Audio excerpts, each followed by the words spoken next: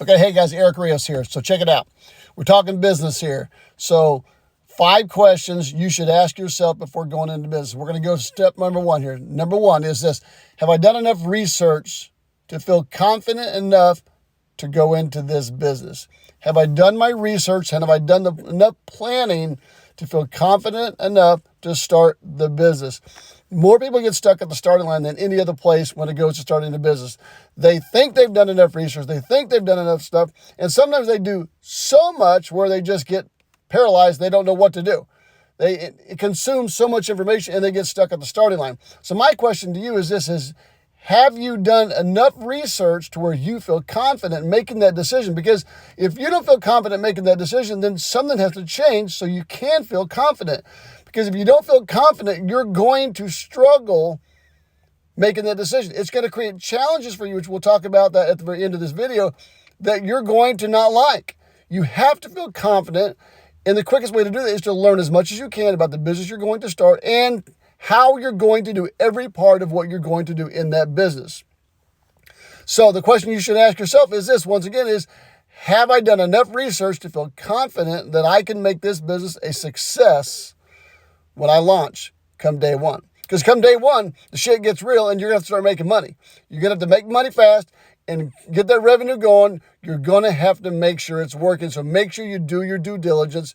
Make sure you count the cost. It's going to make the difference. So ask that question. Okay, number 2, do I really want to be in this specific business?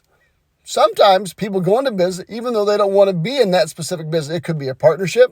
It could be just a business that you thought about, someone told you about, like, oh, I could do this and I could do that. Because I've done that. I've started businesses that like, oh, God, I wish I wouldn't have done this. Or I wish I wouldn't have done that. This isn't really what I wanted to do. This isn't really the vehicle I wanted to use to get where I wanted to go.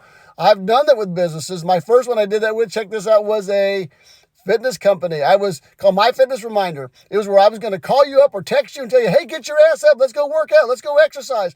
That was going to be one of my businesses. And I got it started. I got the trademarks. And I spent a lot of money. And I realized this isn't a business I like. And then also I got, hammered by MyFitnessPal because the name was so similar. But the point is, I knew it was a business I knew nothing about, and I really didn't want to be in that business. That wasn't my space. That wasn't my lane. My lane has always been construction, been in the trades, been in service businesses. I've been in that for since I was 18 years old. I'm really good at that. But I wanted to try something different, and I realized that wasn't the business I wanted to be in. So therefore, I knew I would never be successful. So I said, well, let's focus on building a different business somewhere else, and that's what I did. Okay, so make sure you ask yourself, do I really want to be in this business? Because that's going to make a huge difference for you in your life. Okay, next one. Does my spouse approve? This is huge. Guys, gals, I'm telling you right now, this is huge. If your spouse does not approve, you better figure this one out real quick, because I can assure you from doing business coaching with couples who own different businesses and they're not on the same page, and oh my God, it's so ugly. She this, he this, he this, he this, she doesn't do this, he doesn't do this. It's a freaking joke listening to them fight about the business because neither one of them can agree on anything. So make sure if you are married, you have a spouse that supports the decision you're making, and make sure you're doing everything you can not to sacrifice your family's life while you build this business. Now, my wife never really worked in our businesses. When I very first started in 2008, she helped me just a little bit, but I was able to build the businesses with employees and systems and processes that allowed her to just keep her regular full-time job that she's loved. She's been there for 32 years at the same place. But what it did for me is it allowed me to build those businesses. And my wife was my number one priority because I knew how stressful it could be building a business. So we wanted to always make sure she was the number one priority in every part that I did in my life and my family. We raised 6 kids. So we built the business based on time.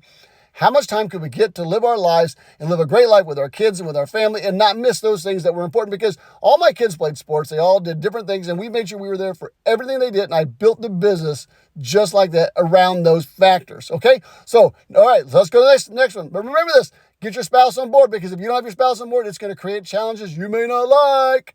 All right. Do you have a backup plan? So backup plan, this is a big one. Do you have a backup plan if things go south? Have you properly prepared financially for things to go south if they do go south? Now, the hopes is that they don't go south. The hopes is that you've done enough research that they're not going to go south. You've done enough research and your due diligence to make sure you know how to generate revenue, you know how to generate an income, you know how to build the business. You've taken the steps to do those things. This is what we've helped people do. We help them take these steps and to become intelligent enough to make money come day one when they go into business. That's a big factor in any business. When you go into business, make sure you know what you're doing and you know you're going to be able to generate an income. Otherwise, you start to struggle and become stressed and you become like, oh, I can't do this, it's just crazy. So what is your backup plan? Now, what I find with a backup plan sometimes though is a lack of commitment. When you don't have a backup plan, you're not fully committed all the way. So I want you to create a backup plan anyway that you and your spouse can agree to, and that's going to make a huge difference for your business and your success and your stress levels. Because when you have that, it definitely relieves some of your stress, but make sure you plan properly, plan financially, so if something does go bad, you have enough money to support you, to keep you going, so you don't have to go out of business. The key is build a business that generates money starting day one. That's why I like the service business industry the most, because if I teach you to start a business in the service business industry, I'm going to have you prepared 2 weeks before you ever launch, and day one, you're making money. That's the number one priority. Day one, you're making money, and that's going to be the key. Whether it's a junk removal company, a plumbing company, electrical company, HVAC, house cleaner, power wash, it doesn't matter what it is. In the service-based industry, we want to have you making money day one, day two, every single day moving forward. You're always going to be making money. That's the number one thing. So number 5, the last question we have to ask is, are we committed to the process? So if you're not committed to the process, I promise you the business is never going to work. The business is only going to go so far, and you're going to wish that you did commit to the process. So make sure you commit to the process of being in business. Otherwise, all you've done is wasted your time, and it's really not going to be worthwhile at all. If you don't commit, just don't do it. Just don't do it at all, because you're just wasting money, time, energy, effort, everything else. Commit to the long haul. Remember this, you don't want to just go short term, you want to go long term. In long term, if I want to be somewhere in 5 years, remember, I always set my goals at 1 year, 3 year, 5 years. Then I had my short micro goals as well in my business. But number one thing I want you to remember is this, is plan for the long haul and commit to the long haul, because the long haul is going to make all the difference for you in your business, and it's going to help you to grow and be okay with the growth. And so learn the ebbs and the flows of your business, and that helps your commitment levels. Learn the ebbs and flows when things are up, when things are down. Start studying and tracking the trends of your business, when things are high, when things are low, when finances are low, when finances are high, when market is high, when market is low. Track everything that you do in your business, and I promise you, you'll be a lot better off because you understand those. And when you plan for the ebbs and flows, it's a lot easier not to be stressed. My accountant used to always pull me off the fence. I was like, dude, we're stressing. We're just going. And he goes, dude, these are just the ebbs and flows of business. Just calm down. It's going to be okay. We're going to make it through this. And I didn't always think that. I'm like, oh my God, it's going south so bad, because that was sort of who I was.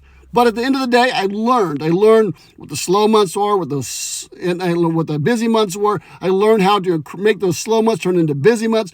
We created processes and systems in place that allowed us to make sure we continue to be successful. So make sure, once again, you ask yourself those 5 questions. Those 5 questions are huge for your business. They're huge for your life. It's going to change everything for you. All right, guys, thanks so much. My name's Eric Rios. If you need help, you text me. This is my cell phone, 314-591-0479. You text me, and I'm going to be there to help you start that business, grow that business. Whatever you need, we're here to support you and make things work for you. All right, can't wait to hear from you.